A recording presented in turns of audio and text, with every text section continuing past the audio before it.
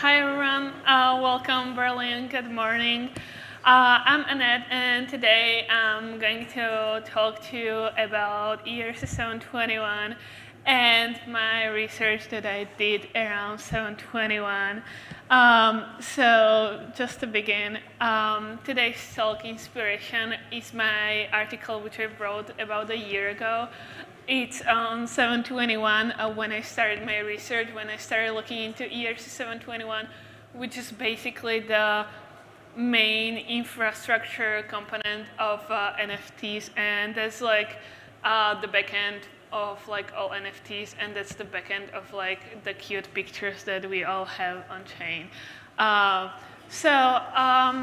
Just for like beginners or like for the new ones, the ERC stands for Ethereum Request for Comments, and it's an on-chain application AIP, and it's like the base standard for all, like mainly for tokens. If you want to learn more of like how to create the AIP and like all the process, I wrote an article on that as well. So you can find it on my Medium. So ERC-20 is the token standard which we use for like the fungible tokens. For example, like DAI token contract is ERC-20, like USDC and a bunch of like others. Around like 70% of tokens that are on chain are the ERC-20. So yeah, ERC-20 it's like the basic ERC-20 is the basic standard for transferring the value on chain, and for like mainly for like transferring money on chain. There are like basic functions which you can like see on the slides. And I'm just going to talk very briefly because like everything is on my slides. So this is like sort of like the base of what ERC-20 does, and then ERC-721 is the base for a non-fungible standard for non-fungible token, which are like pictures and like physical, like the physical possessions mainly that can be like tokenized. So that's ERC-721. The 721 is actually very old standard. It was found out in 2017, got implemented on chain in 2018, and it's like allows smart contract to operate as tradable tokens, which is similar to ERC-20, but this is for like non-fungible tokens. 721 is mainly like, it's like unique. It's like 720. It's for transferring value, but this is for like unique contracts. So it's like, so the main difference between 20 and 721 is that 721 in transfer, it's like every contract is different. And it differs by its properties mainly. Here are some basic ERC-721 functions, which you can see like ownership creations, transfer allowance, burn functions. And then I feel like this is like probably even better standard than 1155. For me, it feels like better standard than ERC-20. Why? Because it's way like more creative standard. This standard was actually created by engine people who are right now working or building their product on Polkadot, unfortunately. Or like it's probably cool. But then 1155 is sort of like a hybrid between ERC-20 and ERC-721. It mainly introduced cool functions like atomic swaps, which can be used for gaming items. As like atomic swap means that the items are tradable within one contract. So 721 is like a you can imagine it like building like computer for every picture itself, and 1155 is just like you can put like more pictures into one contract or like more items into one contract, and it's like very beneficial mainly for like gaming items, or that was like why the token standard was created. It was for gaming items. So when you have like you know items like I don't know like guns in a game, that you can just like transfer it within a contract, but it's like very used right now in the NFT industry. And it's very popular because it's like much cheaper. It's like a little bit cheaper to mint with 1155 than with 721.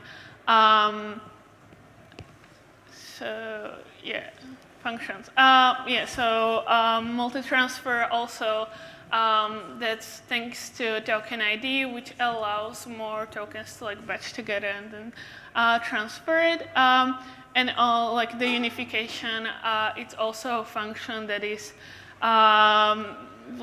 like attached to token ID as well.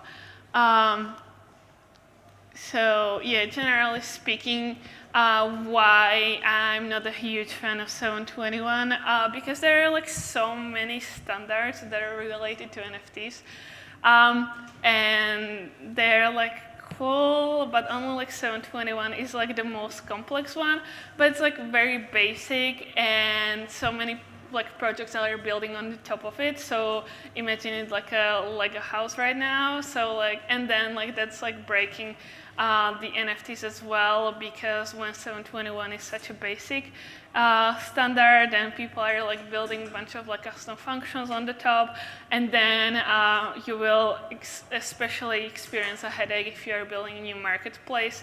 That's just a mess, because then like every NFT is like a little bit different, and then it's like if somebody mints NFT on like let's say OpenSea, and then sometimes it may not show up on like different platforms and different wallets, and it's like just a huge mess. So the NFT standards WTF, it should be very helpful source for anyone who is trying to like understand NFTs more deeply, or who is trying to build on NFTs, because this wiki has like all that you need to know regarding NFT standards, like 721 and like a bunch of others. There are like probably like 15 standards by now, but many other helpful resources and links. I wrote a bunch of articles which are more of an overview of like what you can find in a wiki. Just scroll down the like front page. There are like a bunch of linked. So how it started is that I just logged into 721 and realized how broken it is, and then I tried to like, I had like vision to create new 721, but then I realized over time that it's like quite impossible. So I just did like a research on like what we have in the space out, and what we have you can basically find in the wiki right now. So there are like main issues that I found out with 721, which are mainly regarding like the security issue, then cross-chain compatibility, licenses, super, yeah, that's like super controversial topic as well. And then metadata, that's like a huge topic, which we are going to talk about. And then also like music NFTs, which is very popular like concept right now, and like everybody's talking about music NFTs, but they're still not so cool. So the status of these sort of like issues, I'm like not like a developer by the way, but I did like a huge research and tried to log into this like, okay, how we can like solve these issues. So here's just a little status of like what I managed to like do research and what I'm like trying to like see the overview. By the way, I'm working on this since like March, April last year. So, so the security solution, mainly the problem with that I found out with 721 and with NFTs itself is that 721 for me felt like you know, you have a art, if we are going to like speak in like a non-digital way, imagine if you're an artist, create an art and like take the art itself to the gallery, and gallery sells the art on behalf of you. So it means when your art is not in your hands, but it's in your gallery, it's in a gallery, you don't have like sort of like ownership over the artwork itself, and then the gallery like sells the artwork on behalf of you, but it's like you don't like own it sort of like anymore. So I mean, in 721, yes, there is like you have the owner and like address of like who minted the NFT itself, but for me it felt like, you know, you are just like giving your artwork to the platform, and platform is selling it on behalf of you. So I looked into a bunch of contracts, like mainly like ERC-20s, because there is no such thing as 721. And then I found the Salmonella contract. Yeah, so the permit was actually inspired, the NFT permit was inspired by Salmonella contract.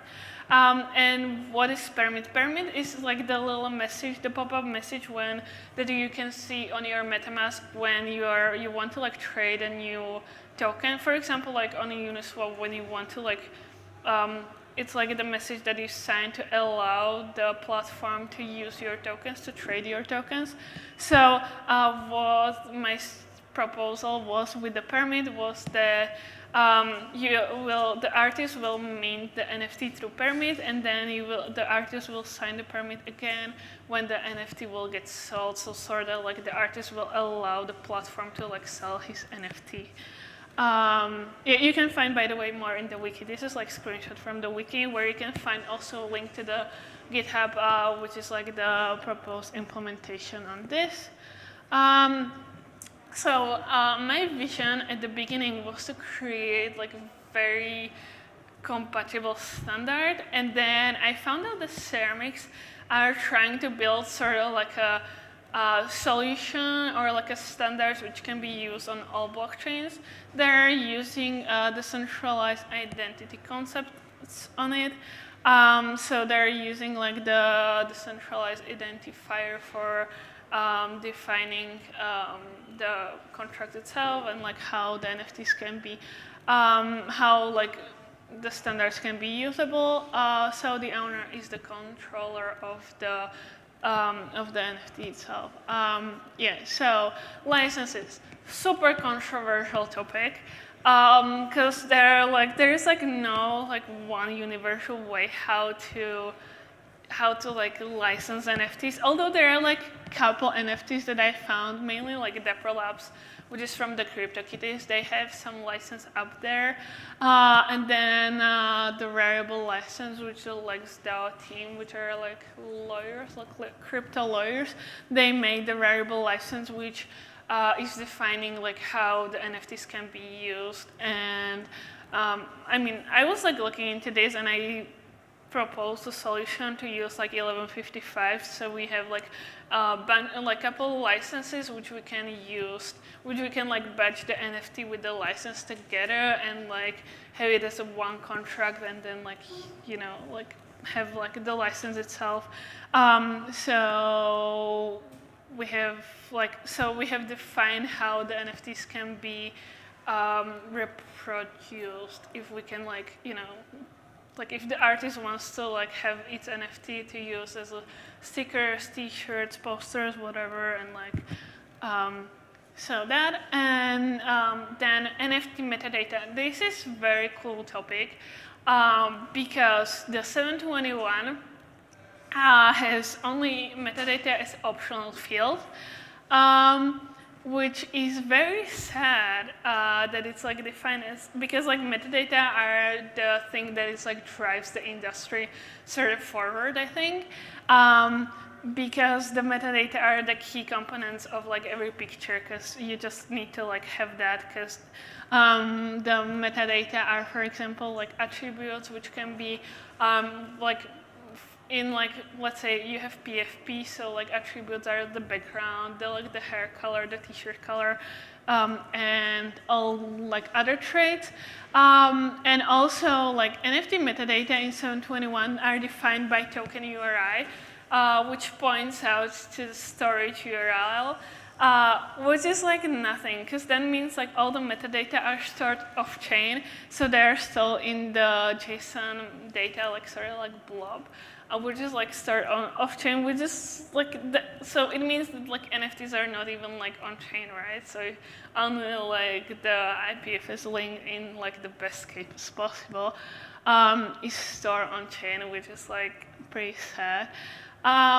Also, regarding metadata, there is the ERC-20 which was co-authored by the guy that wrote 721. And this is defining just metadata by schemas. And schemas are just like the JSON components, which are defining like what kind of art it is mainly. So that's like, that brings nothing. And 2477 is not used anyway much, and it did not make it into the final stage anyway. So, NFT metadata, what we need, because there is like a huge need for like the improvement of metadata. Mainly like the metadata, when they are centralized, it's like breaking the platforms, and it's just like terrible. So I encourage people to use IPFS or RV. For that, the video formats is quite like the thing that we don't still have like a unified solution for video formats. I mean, there is the OpenSea made their like metadata standard, which is like not even standardized. They have it there, and like people are using it, but some people are not aware of it, so they like do their metadata a different way. Then it's like breaking everything, which means the cross-chain interoperability is just like really bad. Yeah, I mean, try to build like NFT marketplace. I mean, I'm not even recommending this step, because you will like hate yourself for having even this idea. I have like a bunch of friends that tried to build it, and they were like, oh my gosh, like what can I do? Like the metadata, like the people are like, you know, minting NFTs on my platform, but they are not showing off because people are like, because some NFTs are using AWS for minting, and it's just like bad. And then like the NFTs are not showing off, and like everything is broken. So yeah, the storage, please. Let's use let's make the industry use IPFS and RWIF for storing the contents. So we have like less broken NFTs, and it's like mainly the issue because beginners that are coming into the space, when they mint their NFTs, they're like, oh, look at my shiny NFTs, you know, and they like transfer it to like a different wallet that doesn't support the like custom standard, and then it's just like, you know, then like they're like, oh my gosh, like I lost my NFT, but they did not realize that their NFT is stored on chain, and it's just like a thing. So yeah, I'm just going to end very quickly, by the way.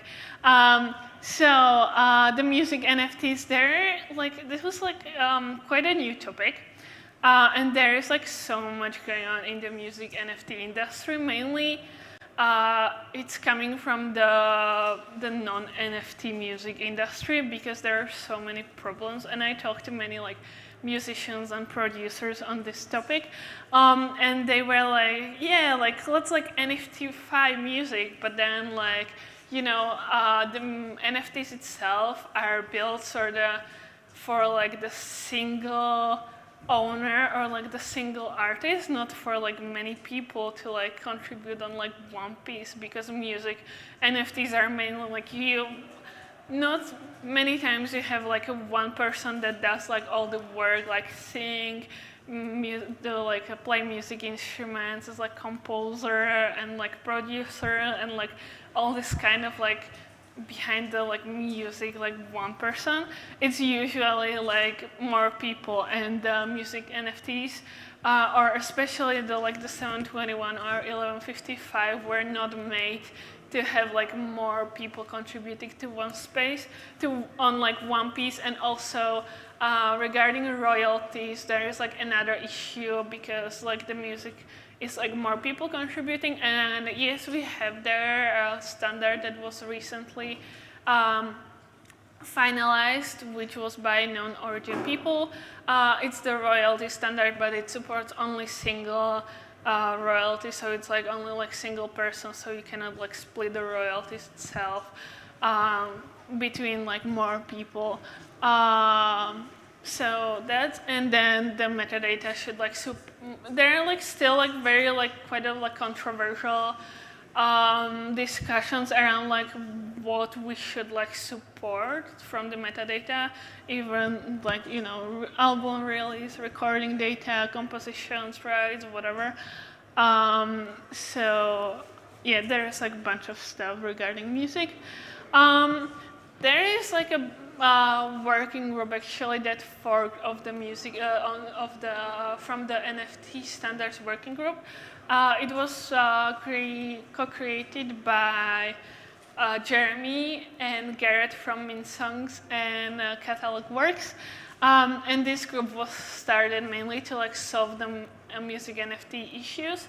And this group is trying to like work the way how to make the music NFTs standard. Like they're trying to like find a way how to compose the new music NFT standards.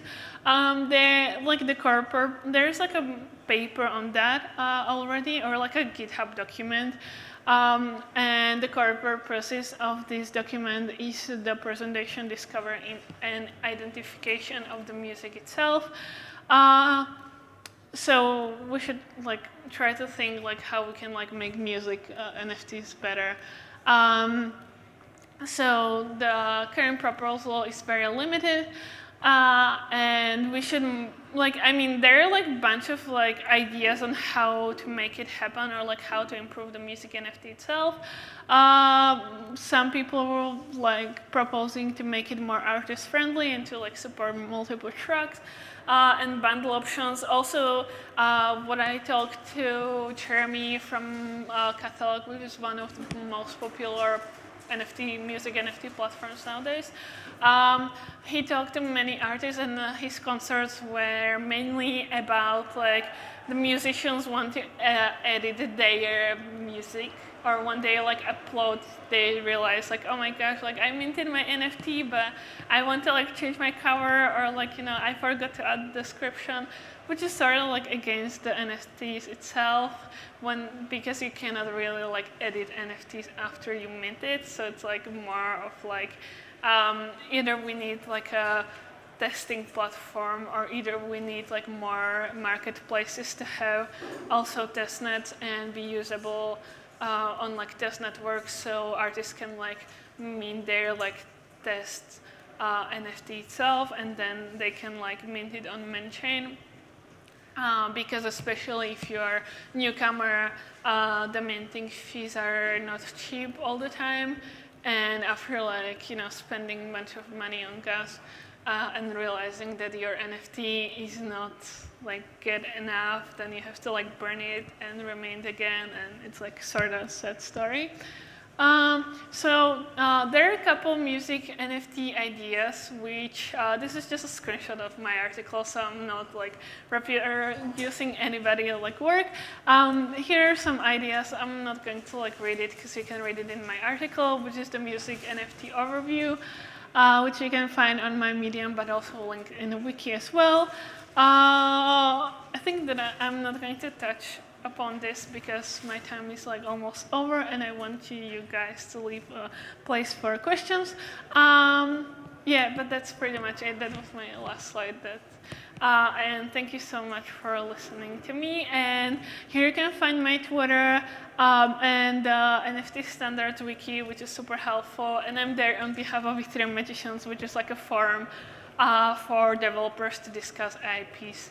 So thank you so much.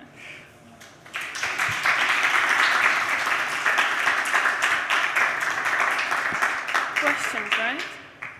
Speaker is late, so if you want, you can stay there. Otherwise, I can explain now. Okay. Should I like questions? Okay. Any questions? questions? Yes? A question. Okay, why do you think there's such a huge acceptance of standard ERC 721 and not 1155? I overview. Can you repeat your question? Why do you think that people accepted so much this standard ERC 721 instead of 1155? Why they accept it? Because we needed some like way. The 721 is like was implemented in like 2018, which is a while ago, and it was like right around like the CryptoKitties boom, when there is like a huge demand for like having non-fungible, having a way how to display non-fungible tokens.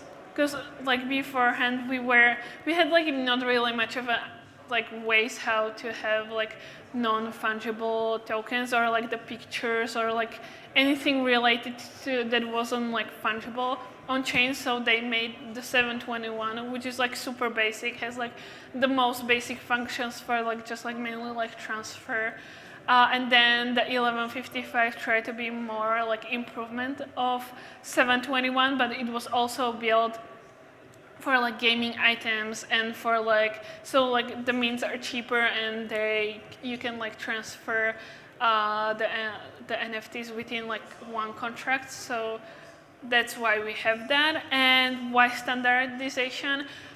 Because we want to have like a unified way how to describe tokens and like how to have like the unified way for NFTs, because if there is no such a thing as unification, then the NFTs are like so random and they are not compatible between like platforms and wallets. So that's why the standardization in this industry is good, because when you like define this non-fungible token or like non-fungible like the NFT itself, then that way it gives you like the ability of like having something that is like unified and like, yes, NFT and like defines the concept of like what's NFT and how it should act and what kind of like functions it should have, and like, does it make sense?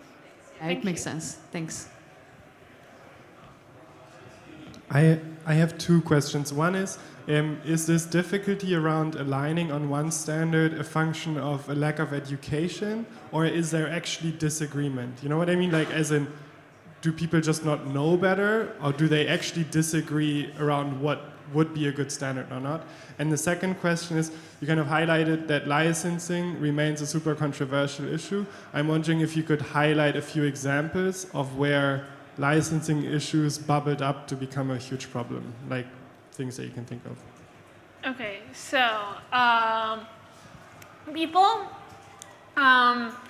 about NFTs, people thinks that like there is like a bunch of ideas. Like I talked to a bunch of like founders of like NFT projects and NFT marketplaces and platforms. Some of them are like, yeah, 721 is awesome because it's so basic and like we can build stuff on the top of it. Yes, cool. When I mint NFT on your platform and then I want to like display it on like different wallet or different platform, for example, like OpenSea versus Zora, like the NFT may like disappear on Zora, you know, like there can be just like the picture can like disappear on the metadata can be like not properly described. So there are like bunch of like ideas on that. The standardization is very hard because if you want to make new standard, then you have to like talk to like every platform and every wallet provider to implement your standard, and also you have to like sort of like not like convince Cordos, but your AIP has to go through like a process in order to be accepted. But also from what I talked to Cordos, it's Ethereum is coming to be a proof of stake, right? So it means that there is going to be like the consensus, the decisions are going to be made by consensus. So I'm not sure like if we are going to still use EIPs on ETH2, but we maybe not even have like any EIP. So I have like no idea how the NFTs and like the whole industry will look like after the proof of stake, to be honest. But yeah, it's like very hard when you make a standard because you have to like convince so many people, and that's why the 721 and 1155 are so popular, because they are old and like many platforms been using it since the beginning, and then like when new people make new marketplaces, then like they use what's like old there, and they like many people just go to like OpenSea and their documents, and they're just like copy pasting what they have, probably build something a little custom on that. And then regarding your second question, why licenses are a controversial topic, I mean, it's like a topic that it's like sometimes like being brought up, and sometimes like it's not being much of a discuss, but I feel like it's controversial because when you start talking about licenses, like how we should like, there is like no such like one voice how to define licenses, or like how to be more like have like a unified solution, like what's the like license itself, and how the pictures or like the NFTs itself should be reproduced. I mean, it's like we can talk about it or we cannot. No? Yeah. I'm curious to hear your thoughts about standards when it comes to like ZK rollups and optimistic rollups. I know with ZK rollups you suddenly have a lot more space for computation and theoretically also data. Does that change sort of the limitations that you have on layer one? And just generally, what do you think about standardization when it comes to these rollups that sometimes tend to have their own runtime? I mean, in many cases, EVM compatible, but yeah, I would love to hear your thoughts. So from like layer twos, I looked into some like ways how to like standardize or like how to even like reproduce the NFTs on L2s. I talked to somebody from Starkware, and they basically told me that like every NFT on L2 have to be backed by NFT on L1, which is like, that's like sort of like diminishing the like why we even have like NFTs, and yeah, that's like the only thing that I like sort of, and then like I think that I was talking to Immutable team as well, and they are using the 721 on the L2 as well, so it's like, I'm honestly like, I'm not really sure. I know that there are some like NFTs on Polygon. I'm sure that they're using 721 as well, so it's like the same thing all over again. Yeah, thank you. Yeah, okay. Quick question here regarding the music NFTs. You mentioned that one issue is that they only support one person for the royalties. This might be because they tend to prefer small interoperable pieces, but is there a reason why this should be a concern, the music NFT? It seems like this is something that could be handled by the person that gets the royalties being a contract, and then the contract distributes royalties in any particular way that they want.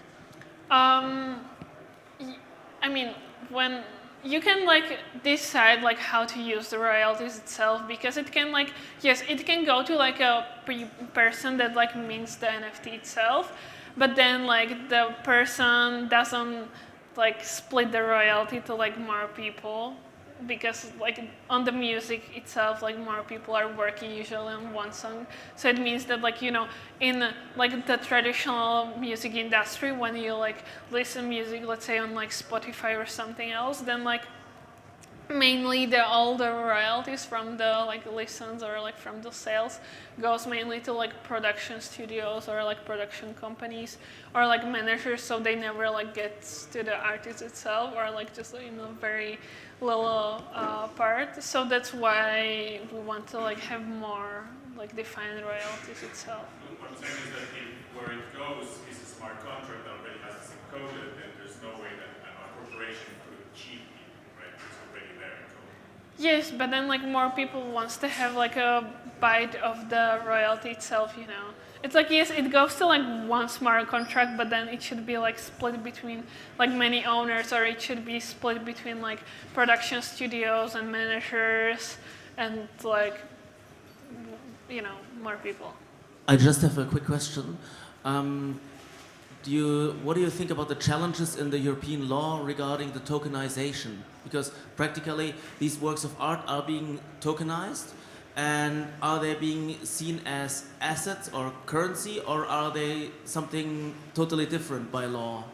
I mean, if I be honest, I have like, that's like out of my scope, like the European laws. And yeah, I'm like looking mainly into like smart contract and not like the legal perspective itself. So I cannot like help you on that.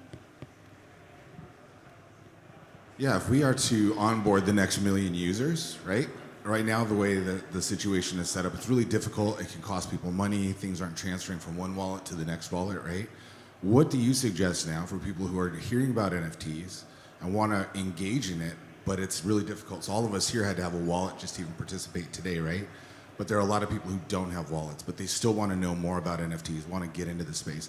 I think POAPs are a great thing, right? So for me, that's one way that I share with my friends. What do you suggest that we do to like share with our friends so we can grow the community, get people on board with NFTs, but do it in a safe way until we have more standards? What do you suggest? The safe way how to like onboard users. I mean, I love POAPs, and I've been even like giving away POAPs on the ETH Cape Town hackathon back in like 2019. So I was like one of the first people that were using the POAPs itself. So I suggest that because POAPs are on testnet. So they're running on Polygon if I'm like, I mean they were on XDAI, now it should be like Polygon on Gnosis chain. So that's like very safe way how to like transfer tokens, and also like just use like testnet or like XDAI chain, which is now like Gnosis chain if I'm aware of that. And that's like how I even like interact firstly in the space. I got a wallet and I used XDAI chain, which is like it's not even like layer 2. It's like sort of like a it's blockchain, but it's like a chain that has like not many validators, and I was using that, and that had and I had like my first aha moment with XDAI as well, when I like transferred with a friends some XDAI and somebody sent me some XDAI, but you can or just like get a burner wallet and then transfer from burner wallet the coins to like the real wallet. And also Austin Griffith made the emoji challenge, which was an awesome game on XDAI where it was with like emojis, and it was like just like a game where you were sort of like minting the emojis in the burner wallet. And that's like that's a fun way how to interact with the space, because then like with XDAI I would say that's like how to start. And burner wallets, which are the browser wallets, which you can go to burnerwallet.io if I'm right, and then you can have a wallet in your phone, and then you can transfer tokens and like just like play around, and then like make sure to send the tokens that you have to your real wallet or to your like browser wallet or something else, because then like the burner wallet means that when you clear your cache from your phone or from your browser, it disappears. And so the money as well, or like the amount that you have there.